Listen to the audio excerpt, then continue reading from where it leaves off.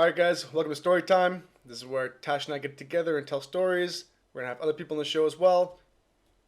So, let's get it started. This is the time Tash tried to kill me with X-Lax. This is going to be a juicy one. This is going to be a juicy story. Hey. I'm perfect. He's not. Yeah, you're so perfect. Obviously. So I used to work security for a little company. I used to work nights. I used to work from 11 p.m. to 7 a.m.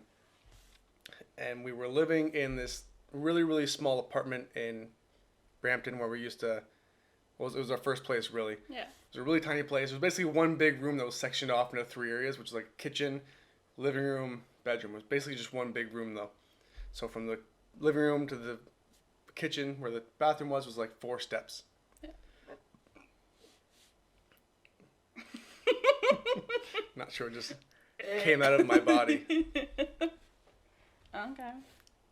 Viewers like to hear that. Yeah. You're welcome.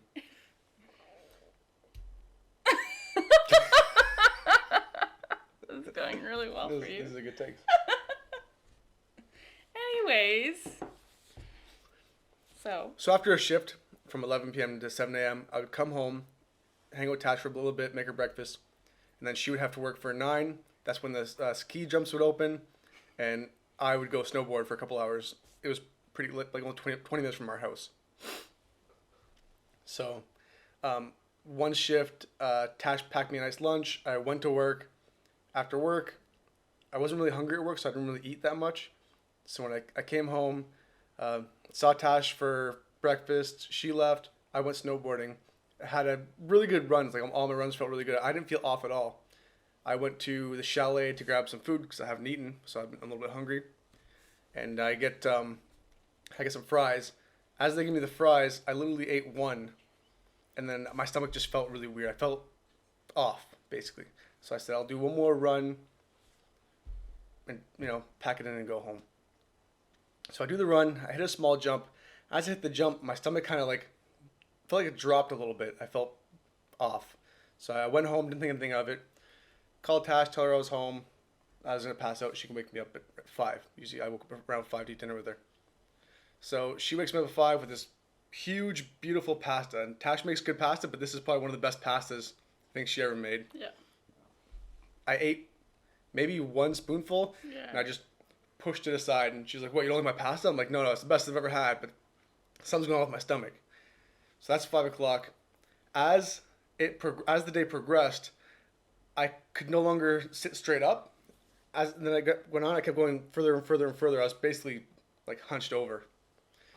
At around maybe I say 9:30, Tash is like, "Call your work. Tell me not going to work tonight. There's no way you're going to work." Yeah. He was really sick at that point. So basically, I called in with a stomach ache, and in the security world, they don't accept that. Like, oh, what, you have a little stomach ache? I said, yeah, I got a little stomach ache. I can't go into work, and they made a huge deal. They were not happy. I definitely thought I was gonna lose my job. Yeah. I was actually really stressed at that point. So, I'm hunched on the couch. Now it's 11 o'clock. I can't make it to the bed now. Now I'm fully hunched over. I told Tash, I'm like, maybe I'm backed up. Maybe I need you to go and get me some X-Lax. And she said, yeah, no problem. So she runs to Shoppers Drug Mart, which is open until midnight.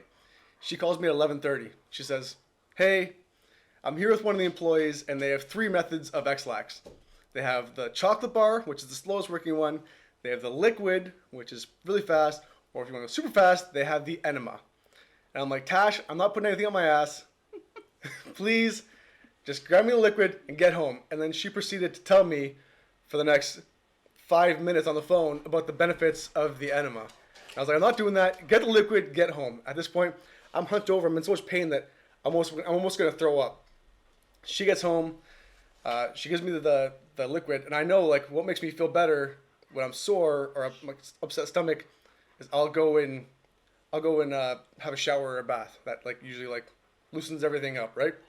So basically, I went into the shower, and I was sitting in the shower, literally sitting in the shower as the shower's hitting me with the hottest water I have on. I'm drinking this X-Lax as I'm hunched over and throwing up. And Tash walks in to see this amazing scene of Yeah. me. All you see is like I open the door and it's like steam hits my face and I look and all I see is my naked boyfriend at the time, his butt cheeks just hanging over the tub and him just like and I'm like I don't even know how to react to you right now. I'm like, do you need anything? And he's like, this tastes disgusting. I'm like, it'll help, I promise. Just keep drinking it. So around 1 a.m., Tash finally goes to bed, and I couldn't make it to bed because our bed at that time was like really high. So I just went and laid on the couch, and then because I took the X-Lax, I was up and down all night, but I hadn't eaten in like 24, 36 hours. So I had nothing to shit. So I'm running to the bathroom and just like nothing is coming out of my body. It's like dry heaving, but from your ass. It was pretty terrible. So she wakes up at 8 a.m. She gets all her stuff together and she says, "Okay, I'm going to work, but if you want to go to the hospital, call me and I'll come take you to the hospital." Yeah. I said, "No problem." She literally got to work at like 8:30, 8:45, and I called her at 9 and I'm like, "Hey, get home, take me to the hospital right now. Something's wrong." Yeah. I'm still back and forth to the bathroom, but now I'm completely hunched over and I can't sit up for the life of me. I don't know what it is, but I just feel it in my entire stomach. So we go to the hospital and she starts asking me all these questions about my stomach, and I'm like, maybe it's my appendix, because I knew that my dad had his appendix out, so I thought maybe that was going on here. So I said, okay. They sent me to the waiting room, which took like 5 hours, which was great. Just sitting there hunched over in pain. Then they bring me to the room, and they basically tell me they're going to give me an IV. So they're bringing these two nurses, and Tash is sitting basically where she's sitting. I'm laying on the bed. And the nurse says, hope you don't mind, but this is a paramedic in training. She's going to be giving your IV today. And I'm like, perfect, because what else could go wrong? Like, we've never had a good nurse give me a good needle. I have you can see my veins, all right? He's white, see-through. Yeah. Like, he's see-through. It's not hard to find him. So she walks up and she's like, lifts the needle, and as I see her with this needle, Tash is over her shoulder right here, watching. Like this. And I'm like, Tash, get out of the room. Like, I cannot take this stress right now. Like, get out of the room. So this nurse is still going. She missed one time. Blood squirted out. I got terrified. Tash is in the door now, like, just looking like this, like peeking. Can I see? Finally, she gets it in. She wraps it up, but now it's like covered in blood, and there's still blood coming down, but the IV's sticking out. And I didn't know anything about an IV. All I know is she put a needle head in me, and now there's a needle head in me. I'm like, there's a needle in me. I didn't bend my arm at all because I thought there's a needle inside me. So then the doctor comes in, and he's like, hey, how's it going? It's probably your appendix, blah, blah. He's like, where do you feel the pain? I said, just all of my stomach, because that's where I felt it all in my stomach. So he taps like the top right. He says, how do you feel there? I'm like, hurts a little bit. Top left, lower left. I'm like, yeah, it hurts way more. And then for the bottom right, he like slapped it. I like jumped out of the bed. I was like, oh yeah. And he goes, yeah, definitely your appendix. I've seen it a million times. And because my stomach was so sore, I was wearing really loose fitting sweatpants. So my sweatpants were almost basically down, like lower on my pelvis. And he just went for it. He just reached down my pants, jangled my junk, looked at me and said, yep, it's your appendix. We'll book you in as soon as possible. And then he walked out. And Tash said, what just happened? I said, he just gave me a little, hey, how are you? Yeah. That's it. Now we're moving on. Yeah, it was like the best view, basically the way we're sitting right now. And he's laying down and I'm just in the chair. The doctor didn't ask me to move. He's just like, whatever, testing. And all of a sudden he lifts Spencer's pants open and I see everything. And I'm like, and the doctor just like reaches down, fiddles, and then walks away. And I literally just turned to Spencer with this face. What just happened? He's like, he just gave him, a little, hey, how are ya? Hey, how are you? Because apparently when something to do with appendix is, your junk can go up. So he's making sure that they didn't go up, I guess. Or swelling as well. Or swelling, yeah. He didn't say that. He just went for it. He just... Yeah, he's a real champion. Pretty awesome. So from there, I still have the IV in. I'm scared to move my arm. We go and sit in the waiting room, and the lady says, you need to give me a urine sample. And I'm like, how am I going to do this? Because I have a needle in my arm, and I'm hunched over. I'm in a wheelchair at that point. Tash just pushed me around. Yeah. So I, like, slowly walk to the bathroom with a straight arm, and I'm like, how am I going to hold the cup straight arm and hold myself? So not I'm helping. trying to aim that. Finally, I get it. I come back out, and the nurse says, "Okay, basically it's because your appendix, blah blah. If you feel more pain, then let me know, and we will give you more morphine because they gave me 2 pills at that point." Yeah. So another nurse comes up and says, "We understand that you're in a wheelchair for your appendix. There's a little room over here where there's special chairs. We'd like to put you in one of these special chairs." I'm like, "Sweet, let's go." So Tash wheels me in. There's nowhere for her to sit in there either. Like she has to go back to the waiting room. Yeah. It's just the elongated chair that like lets you lay out. So they put me in the farthest one, and as I sit down, I'm like, okay, I don't want to move anymore. Like I'm in pain, but I don't want to move. They come in maybe 5 minutes later. They're like, "Oh, sir, you can't sit there. That chair is broken."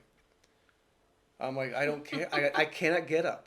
Just leave me here." They're like, "No, the chair's broken. Move to the one over." So someone just left. I moved to the one chair over. I'm finally laying there. I'm like, okay, everyone just leave me alone. They come back in maybe 10 minutes later. They're like, "Oh, sir, we have to use that chair for somebody else. We have to ask you to go back to the waiting room." I was like, what is this? Why does this room even exist? Just let me sit in the wheelchair. So I make it back to the wheelchair. I'm sitting there. I'm like, "Tash, I'm in unbearable pain. I can't sit up. I'm still hunched over." She says, "Well, go tell the nurse that you want more morphine." I said, "Okay." So I'm still walking straight arm because I didn't know that like it put like a bendy you're okay now basically. There's like a bendy tube in there. It's not an actual needle. So she walks up. I walk up to the nurse, and I said, "Hey, I'm still in incredible pain. You said I tasked for more morphine." She looked at my chart. She goes, "Oh yeah, okay, I can give you more morphine." She pulls this needle out of thin air. I don't know where it came from. It wasn't behind a desk. It literally it looked like a sword she's pulled out. She's like, "Here's more morphine." She puts it right into the IV. And as she put it in, she said, "You're good to go." As I turned around and looked at Tash, it immediately hit. And like it was like a total body sensation. Like I get why people get addicted to that stuff. So I walk back over to Tash, and right as I get Tash, I sit down and I look over. I'm like, "Hey, you know that picture of Jesus where he has that orangey glow around her?" She says, "Yeah." I said, "I had that." And then I proceeded to pass out for like the next 6 hours. Yeah, you're out for a long time. When I woke up, we were moving to basically the ER room where they were getting everything set up. Yeah. And then they take me away, and I go on to like the stretcher bed type thing, and they get me all prepped in the whole outfit.